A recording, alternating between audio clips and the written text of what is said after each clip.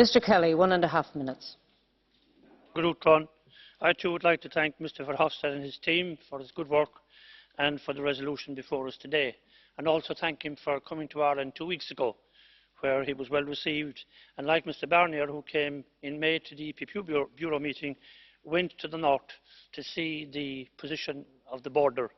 And thankfully, and I appreciate this very much, there is a determination to maintain the provisions of the Good Friday Agreement, the special circumstances of Northern Ireland and a seamless border. One progress that was made was in relation to a transition period. This has now been recognised and I appreciate that. But one thing I would say, for a transition period, it needs to be open-ended. A minimum target maybe of 2 years, but not to set a maximum, because it is during that transition period that people will realise what Mr Barnier said today hasn't been realised until now. The consequences have been underestimated and the extraordinary complexity of the issue. So given enough time, people will realise that and then come to an arrangement that will be in the best interests of the EU, the best interests of the United Kingdom and of Ireland.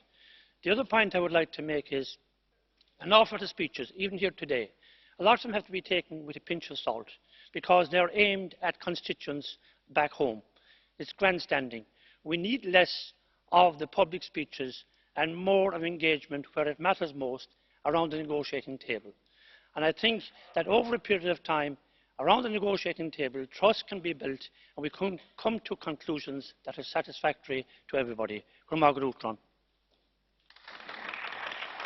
Thank you. For 1 minute, Mr. Jauregui Atondo.